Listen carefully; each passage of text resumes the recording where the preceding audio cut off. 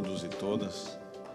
É uma alegria poder voltar a Fijan, a esse ambiente de debate. Aqui tive alguns meses atrás a convite da Casa para um debate sobre o clima e voltar no início de um ano tão importante para a vida brasileira como esse é uma alegria muito grande encontrar amigos, pessoas com quem tive a oportunidade de trabalhar e poder expor em rápidas palavras e depois poder, nas perguntas, colocar a nossa visão sobre esse momento que passa o Brasil.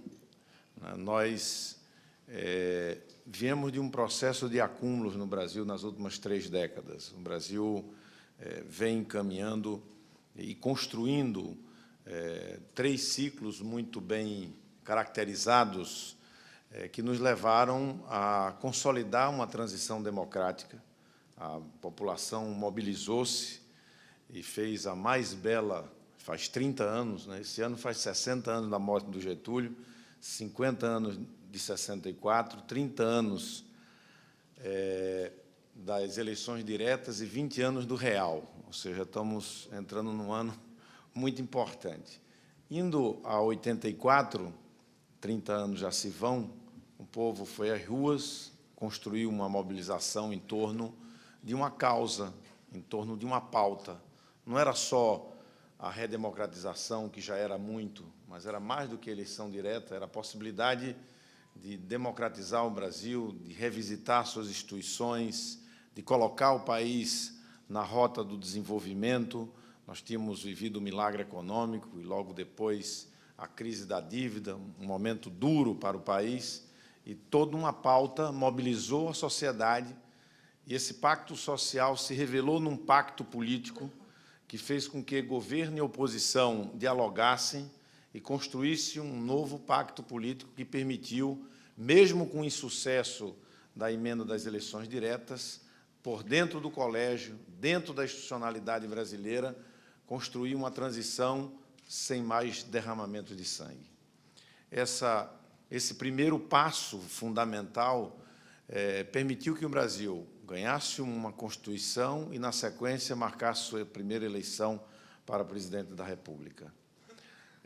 A partir dali, vivemos um outro momento de grande mobilização da sociedade brasileira, em 1992, quando, fazendo uso das ferramentas constitucionais e do Estado Democrático de Direito, a população nas ruas mobilizou-se por uma pauta muito clara, que era a necessidade do país respeitar os valores republicanos, a ética, o país poder aproveitar um momento próprio que estava vivendo a vida brasileira, a vida global, inserir o Brasil numa pauta que pudesse fazer com que o país reencontrasse o rumo do desenvolvimento econômico.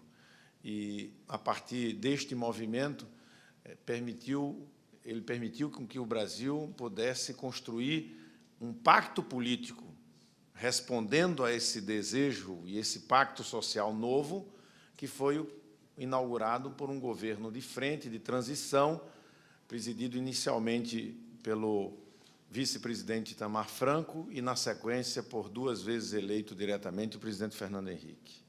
Mas havia uma pauta concreta, havia um desafio diante do país, havia uma mobilização não em torno de uma pessoa, mas em torno de um pensamento. O país precisava refundar seus fundamentos macroeconômicos, o Brasil precisava inaugurar uma inserção global que readquirisse um olhar mais generoso, atencioso e respeitoso do mundo para com o país.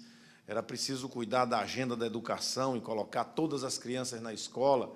Era preciso fazer um olhar para o sistema financeiro brasileiro, para que ele tivesse no estado da arte, tivesse segurança para poder, efetivamente, garantir todo aquele desafio. O respeito aos contratos, a inflação, a questão da responsabilidade fiscal, que fez surgir, ao longo desses 20 anos, na vida pública brasileira, em municípios e estados, dos mais diversos partidos, experiências de boa governança, porque começou começaram os municípios e os estados a terem regras para o comprometimento da folha, para o comprometimento da dívida, transparência na gestão, publicação dos relatórios da responsabilidade fiscal. Tudo isso foi, de certa forma, mudando a cultura política e dando possibilidade para que surgissem gestores públicos que sabem fazer mais com menos em menos tempo, sabem inovar, acreditar exatamente no mérito, como única saída para entregar à sociedade os compromissos com a sociedade e poder ter o respeito dela. Então, esse processo nos permitiu também uma observação importante que o país fez nos anos de 2002, quando houve uma nova eleição, fim do ciclo do presidente Fernando Henrique. Era que o Brasil, mesmo tendo democracia, mesmo o Brasil tendo uma estabilidade da moeda, mesmo tendo feito reformas importantes que foram feitas, e não foram feitas todas, nós não retomamos o crescimento como já tínhamos tido lá atrás. Nós tínhamos uma grande trava a um crescimento que permitisse o Brasil ir corrigindo as distorções sociais, regionais existentes, que era a trava da desigualdade. Um país com 50 milhões de miseráveis não fazia uso nem da justiça com seu povo, nem fazendo justiça com seu povo permitisse criar um mercado interno pujante, capaz de ajudar o país a mudar seu patamar. E daí é que surge, como ator desse novo ciclo importante, o presidente Lula, que soube, a um só tempo, respeitar a vida democrática que nós tínhamos acumulado, que soube e teve a sabedoria de manter os fundamentos iniciados pelo presidente Fernando Henrique e soube olhar para os mais pobres no Brasil, para aqueles que estavam fora do alcance do olhar de quem estava em Brasília. E construiu exatamente um conjunto de políticas importantes para a vida de muitas pessoas, como, por exemplo, uma rede de proteção social, ampliar a bancarização, o crédito, ver e apostar no resgate da empregabilidade no Brasil, investimentos em setores estratégicos importantes para o Rio de Janeiro, como o setor de petróleo, gás, naval, uma série de iniciativas que nos permitiram avançar. Ocorre que o país chega com todos esses ciclos, nós vivemos coisas positivas e nós vivemos também, como tudo na vida, insuficiências, deficiências, problemas. Agora, o fato é que quando a gente olha, dá 2 passos para trás e olha em perspectiva, esses foram os 30 anos melhores do Brasil, com certeza. Agora, vem em 2008 um tsunami no sistema financeiro global, uma grave crise que se espalha pelo mundo e começa a afetar o Brasil já imediatamente ali em 2009, de maneira mais... E é uma crise que não é só uma crise econômica, uma crise do capitalismo, que está cheio de história de crises e reconstrução, mas é também um tempo de reflexão, é um tempo de debate sobre novos valores, é um tempo de uma crise também do sistema de comunicação no mundo. A gente está mudando a plataforma de comunicação. Há um esforço de mudar a plataforma de energia da humanidade pelas razões que a mudança climática nos aponta. E há uma crise no sistema financeiro. Isso tudo fez com que as nações começassem a refletir um grande debate em países, em blocos econômicos, sobre qual é o caminho. Não é o caminho para sair dessa crise, é para reposicionar estrategicamente para onde estamos indo, qual vai ser a sociedade desse século XXI, efetivamente, qual é a fonte de energia, como é que vai ser nossa relação com a natureza, a relação com o consumo, como é que vai ser esse debate sobre a produtividade, a qualidade de vida, enfim, a relação comercial dos países. Isso tudo está se alterando, nós estamos vivendo um momento de intenso debate e busca de solução e de caminhos estratégicos. Foram muitos os governos que mudaram na Europa, outros tantos na África, no mundo árabe. Foram muitas as mudanças operadas agora no plano decenal chinês, muitas mudanças. E nós precisamos, observando tudo isso, encontrar efetivamente o nosso caminho. O fato é que, antes da crise, até depois do primeiro momento da crise, até 2010, o Brasil, usando o ferramental tradicional keynesiano de animar a economia ali na diversidade, bota crédito, bota recurso público, investe e tal, chama, reduz os juros, nós conseguimos o resultado que se conseguiu em 2010. O que acontece é que o processo eleitoral de 2010 ele foi muito pobre em termos do debate político sobre o futuro do país. Foi um só nós e eles, um debate muitas vezes mais sobre religião do que sobre o futuro do país, e aonde não se aprofundou exatamente os compromissos, né? Os compromissos com a construção do país no longo prazo. E o resultado é que, a partir do Brasil até 2010, cresce tal qual o mundo, o Brasil cresce alinhado com a América Latina, e o Brasil agora começa, nesses 3 anos, a crescer quase a metade da América Latina. Nós olhamos para a Colômbia, olhamos para o Chile, olhamos para o México, e a gente vê os resultados que tem lá. E a gente olha para o Brasil e vê resultados em 3 anos que não nos alegra, não deixa ninguém feliz.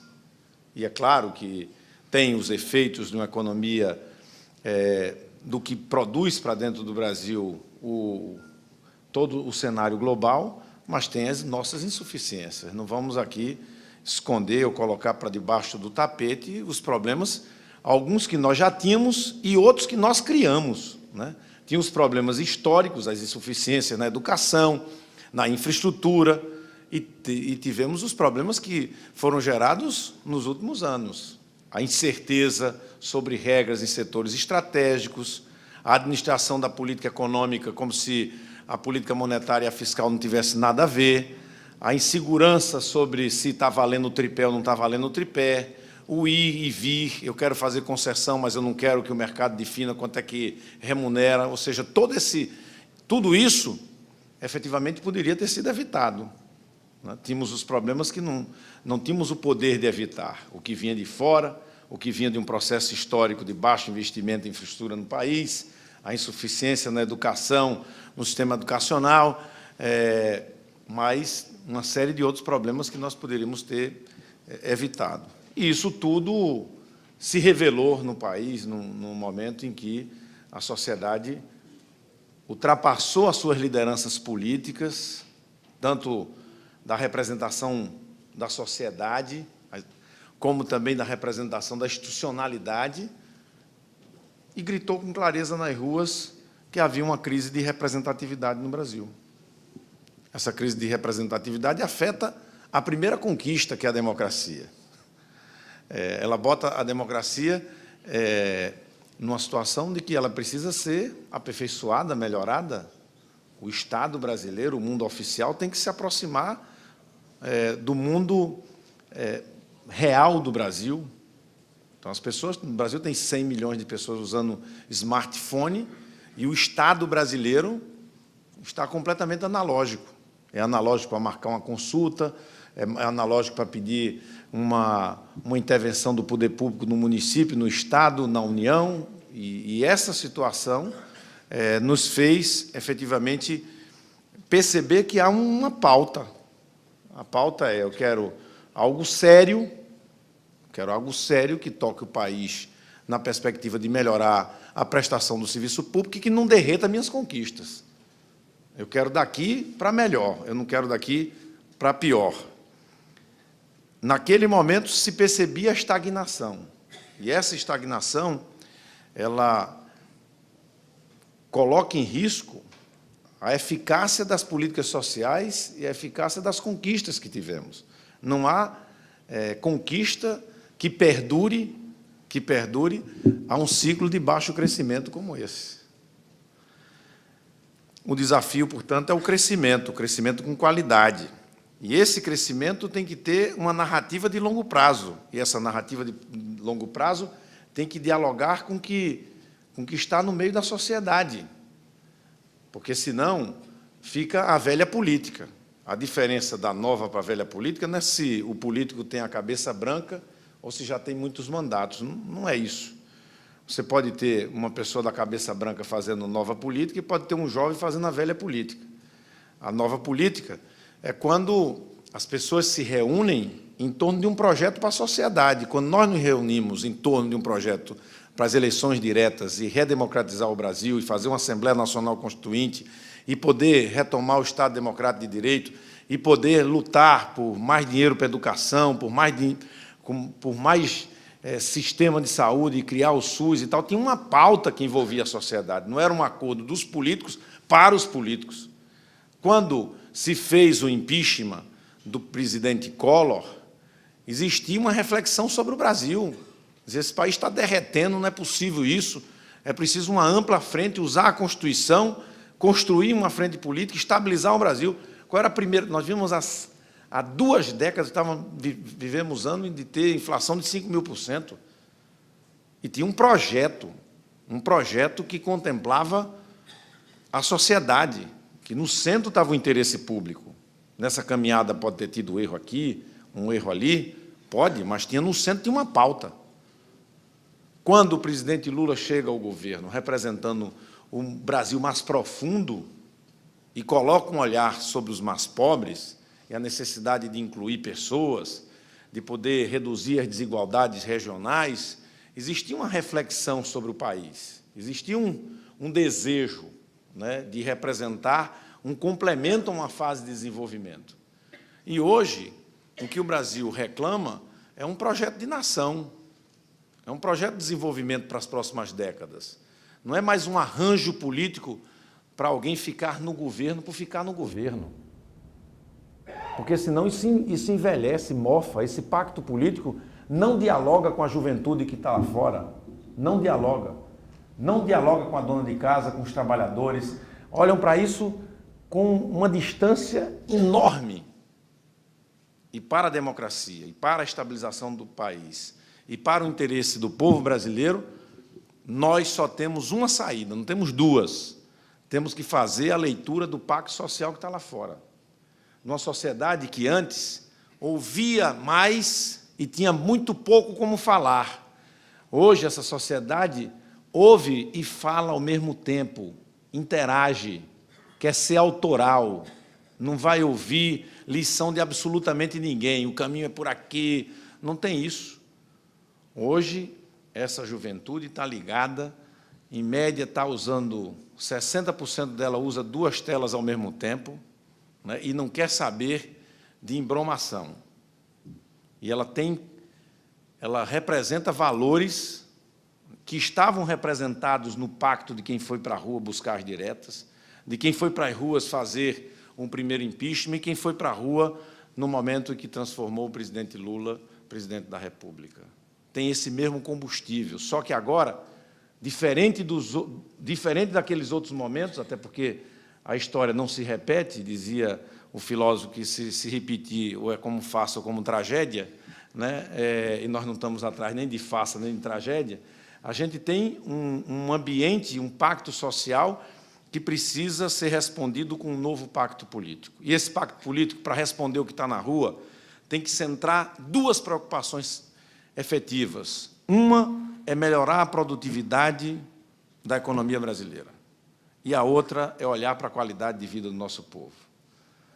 Há quem diga que a vida melhorou da porta de casa para dentro, porque se comprou uma televisão, um eletrodoméstico, um carro, mas a vida nas cidades onde moramos, 85% dos brasileiros, o mundo em 2007 é que passou a ter a mesma quantidade de pessoas no mundo, nas cidades, do que no campo. O Brasil tem 85% das pessoas vivendo nas cidades. E esse fenômeno coincidiu com as décadas de baixo crescimento econômico e de baixo investimento em infraestrutura. E aí colocamos, numa década, dobramos a frota de automóvel, descuidamos e fizemos coisas muito interessantes, do tipo onerar a passagem de ônibus e desonerar o carro, desonerar o carro e onerar a bicicleta. Outro dia eu disse, o IPI do carro 1.0 foi para 0. E, naquele momento, estava correto como medida macroeconômica. Naquele instante, estava correto. Mas mantiveram o IPI da bicicleta em 10%. Aí uma moça levantou-se na plateia e disse, de bicicleta elétrica é 35%.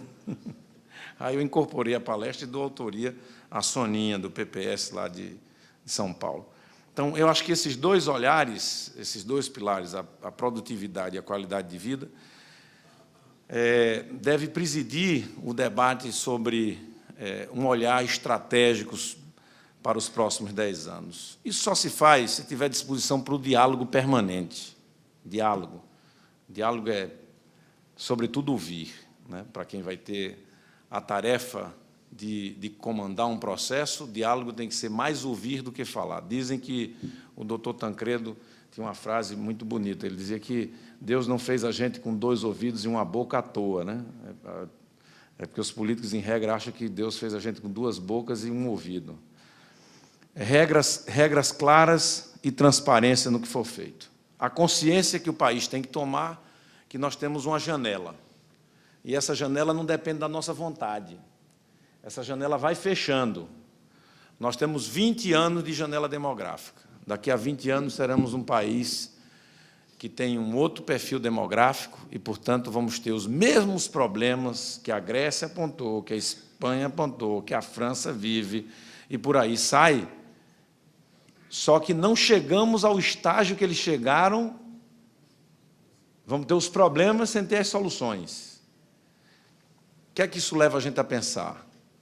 É que, de fato, não foi fácil fazer todos esses ciclos que nós vivemos. Olhando de longe, não foi fácil fazer redemocratização, estabilização, cuidar de integrar milhões de pessoas a uma outra condição social. Mas o jogo político, nesse tempo, ele terminou por ir empurrando com a barriga, uma série de coisas que tinham que ser feitas. Então, é como resolver uma prova. O professor já lhe orienta, quando você vai fazer um vestibular, um concurso, olha, comece pelos assuntos que você é mais forte, não te atrapalha numa questão daquela que é mais difícil. E no final é que ficam as questões mais complexas. Então, um conjunto de reformas, elas foram sendo adiadas, e agora, ou a gente faz, ou a gente faz. Não tem caminho. Esse debate, portanto, exige uma discussão que vai além da simplificação sim ou não, branco, preto, nós e eles. Porque, se for assim, aí é conversa de torcida. E torcida não deve escalar time, né? Quer dizer, temos que ter a capacidade de olhar e fazer um debate como posicionar o Brasil no mercado global, com as alterações todas que estão ocorrendo. Você acha que o Acordo do Pacífico, o Brasil pode ficar de costa para ele? Que a América vai fazer, está desenvolvendo com a União Europeia um acordo bilateral. Isso não vai ter nenhum reflexo na indústria brasileira, nenhuma. É isso mesmo? Não é assim. Nós vamos ficar agarrados no velho Mercosul. É esse o projeto? Se for esse o projeto, vai indo daqui para pior. Esse debate, as reformas que não fizemos e como fazê-las ao longo de um processo. Ter a capacidade de entender, se não dá para fazer tudo de uma vez, que se faça ao longo do tempo. Se nós tivéssemos feito a reforma política para valer 15 anos depois, muita gente que ia votar contra uma série de coisas boas, porque não se via ali contemplado no seu desejo de se reeleger ou se eleger outra coisa, poderia ter votado a mesma coisa para a reforma tributária, a briga dos municípios, dos estados, sobre a existência de tributos sobrepostos, que deixa um sistema como o nosso o pior da América do Sul. Então, Por quê? Porque quer fazer desse ano para o próximo? Não tem quem faça. Não é assim. Ninguém nunca fez assim. Tem que ser feito usando o tempo como parte da solução. Nessa equação, o tempo, muitas vezes a falta da visão estratégica termina por fazer a discussão pontual e se tratar as coisas só como emergência, só quando está morrendo. Está morrendo, está faltando ar, bota ali no respirador, faz massagem cardíaca, né? Temos que votar isso até o próximo mês, senão o mundo se acaba. Então, quando se tem uma narrativa de longo prazo, as pessoas que estão longe do debate começam a se aproximar e ver, tem uma lógica, tem um sentido, tem um caminho. Eu me vejo nesse caminho. Se eu não me vejo, eu vejo meu filho, eu vejo meu neto, eu vejo minha comunidade, eu vejo a minha caminhada. Então, o debate sobre as reformas que precisamos, o desenvolvimento da nossa infraestrutura, o olhar permanente à redução das desigualdades sociais que ainda são severas. Eu venho de uma região que convive com a desigualdade de perto. Nós somos 28% da população brasileira, temos 13%, 13,5% do PIB, nos últimos 10 anos avançamos esse meio, e temos 50% dos pobres. E nós sabemos o quanto foi bom ter avançado esse meio, o quanto fez bem ao tecido social, ao humor da população, à segurança. Nós precisamos ter um olhar severo em inovação, pesquisa, desenvolvimento, quebrar os preconceitos, falo isso muito à vontade, porque tive do presidente Eduardo Eugênio o apoio dessa casa quando fizemos o debate sobre a lei de inovação, que era um tabu. O presidente Fernando Henrique passou 7 anos tentando votar no Congresso e a Guerra Santa não deixava. E nós conseguimos aprovar por unanimidade num debate que, efetivamente, crescemos todos nós que participamos dele. E nós ainda sabemos o caminho, mais o caminho de transformar dinheiro em pesquisa, e ainda estamos aprendendo a transformar a pesquisa em dinheiro, né? Inovando, aumentando com isso a produtividade da nossa economia. Um olhar sobre a sustentabilidade é central, né? Essa é uma busca da humanidade, né? A humanidade percebe o que está acontecendo e vai... Esse é um valor que nós temos que incorporar de maneira transversal às nossas vidas. E a eficiência da gestão, né? Não dá para brincar com isso, né? Nós temos experiências hoje no Brasil, em municípios e estados brasileiros, governados pelos mais diversos partidos, que precisam ser visitadas. Tem muitos lugares onde a política pública, a gestão pública, está sendo feita com zelo, com propriedade, com valorização da meritocracia, enfrentando todas as dificuldades, o conservadorismo, os corporativismos e tudo mais, os vícios da política, e fazendo entregas efetivas. E isso passa por termos a possibilidade de fazer a reforma política e a reforma tributária, um novo pacto federativo no Brasil. Não dá para jogar fora, num país como esse, a possibilidade de integrar o país, né, e os desafios que estão postos na pauta da sociedade, educação, saúde, segurança pública, não se faz de Brasília se não tiver o poder local empoderado. Você não faz saúde pública se não tiver um cuidado, antes de cuidar da doença, cuidar da saúde. E não temos dúvida de que você não vai fazer uma melhoria da educação no Brasil se deixar o município sem condição, constrói-se uma creche bonita, feita muitas vezes em padrões unitários, que são os mesmos para Santa Catarina e para o Acre, né, e que manda o dinheiro para o prefeito e depois dá as costas como se o prefeito pudesse manter aquela creche. Tem que fazer conta. Porque muitas vezes manter um equipamento desse, durante 2 anos, é o mesmo dinheiro do que fazer, construir, instalar e montar, e equipar, né? Então, se você pega a educação, precisa do Pacto Federativo, a saúde precisa do Pacto Federativo, a segurança precisa do Pacto Federativo. E o fato é que a União foi fazendo, e aí foram todos, aí não teve exceção, todos foram fazendo uma concentração de recursos em Brasília, no contrafluxo do que era o princípio constitucional. Você passou responsabilidades, aumentou a carga tributária de forma concentrada na União. E eu acho que esse conjunto, esse olhar sobre a federação, é um olhar muito importante para responder à prestação de serviço que está sendo reclamada pela sociedade. E vencer as contradições que estão postas aí com tanta clareza, né? As contradições que estão colocadas, por exemplo, num tema muito caro ao Rio de Janeiro, que é o tema do petróleo, não é? Você veja, temos o pré-sal, temos a Petrobras, uma empresa que é orgulho de todo brasileiro, que há 3 anos atrás tinha o dobro do valor que tem hoje, que, por sua vez, hoje estamos perdendo a expressão no etanol, uma série de iniciativas e fábricas paradas, deixando de gerar emprego para muitas pessoas pobres no campo, né? Entramos num círculo bastante complicado. Então, temos um pré-sal, a classe média comprou a ação da Petrobras. Eu hoje mesmo viajei com um que disse que botou o dinheiro dele, ele teve uma gêmea, Vitor está ali, ó, teve uns filhos gêmeos, que no aniversário de 15 anos vai visitar de novo as ações dele lá. Então, a gente ter, né, como o Brasil tem hoje, um desafio de ter ferrovias, está exportando minério de ferro e não ter onde comprar os seus trilhos, é um negócio inimaginável. É uma coisa que vai...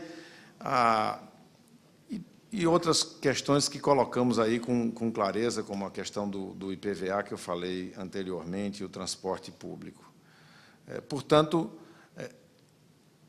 na verdade, há um grande desafio posto à vida brasileira nesse instante. O desafio é muito mais de expectativa e de confiança do que fundamento econômico.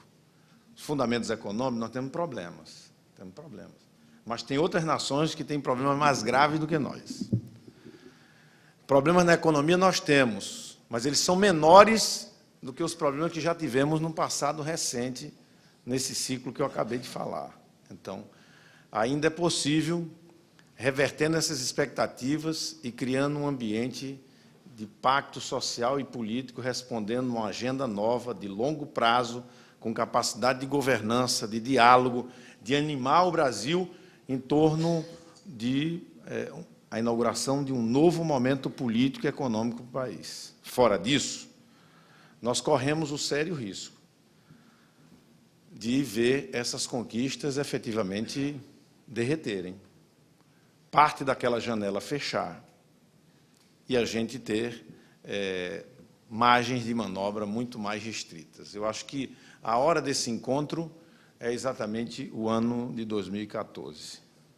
Fazer esse debate com equilíbrio, juntar forças para fazer uma outra ação política. E essa crise de expectativa e de confiança não vai se resolver pelo velho caminho. Aquele diálogo que está instalado no Pacto Político de Brasília precisa ser renovado.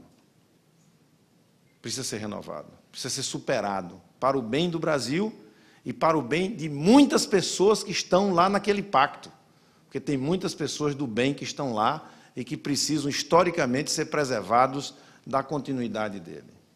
O Brasil não pode chegar a 2018 com 60 ministérios, sem votar absolutamente nada, com a Petrobras valendo a metade da metade, né, e com a economia crescendo a meio um ano e 1,5 no outro.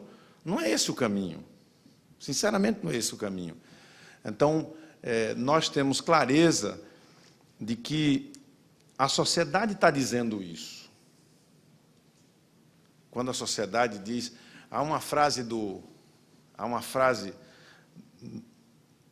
num poema do Gilberto Gil, que é muito interessante. Ele diz assim: o povo sabe o que quer, mas o povo também quer o que não sabe. O povo já sabe que quer mudança. Mas o povo quer aquilo que ainda não conhece, que vai conhecer, porque o debate político vai fazer as pessoas conhecerem que há como fazer o Brasil caminhar de um outro jeito, né? Com a confiança de entregar aos brasileiros a preservação do que conquistamos e, sobretudo, a possibilidade de melhorar a nossa democracia e a possibilidade de inaugurarmos muita vida na vida de muitos brasileiros que estão desanimando. E, com desânimo, nós não fazemos nada. A gente sabe que esse processo exige uma grande crença, uma grande fé, uma grande disposição para embalar essa energia que está na sociedade brasileira. E nós acreditamos que esta casa, que representa tão bem a indústria brasileira, um setor que há cerca de 3 décadas enfrenta problemas, que perde expressão no PIB brasileiro. Ainda o ano passado, a nossa balança comercial no setor industrial foi negativa em 105 bilhões. 105 bilhões. E nós compensamos isso vendendo, né, produtos primários. E não é esse o projeto para o Brasil. Nós queremos, sim, seguir vendendo bens e produtos primários de uma agricultura que se valeu da ciência e tecnologia para ter eficiência como a nossa mais moderna agricultura tropical, que é a brasileira, graças à capacidade dos nossos cientistas e dos empreendedores nessa área, que tem sido de grande e suma importância para o Brasil atravessar esses últimos anos, mas nós precisamos de uma indústria que qualifique o emprego, que melhore as cidades, que possibilite o Brasil jogar o jogo dos grandes. E nós temos que usar um mercado interno forte para poder abrir, nas relações bilaterais, espaços mundo afora para a indústria brasileira. E não podemos ficar agarrados a velhos dogmas do passado e assistir às possibilidades se estreitarem. Isso depende de quem? De mim, muito pouco.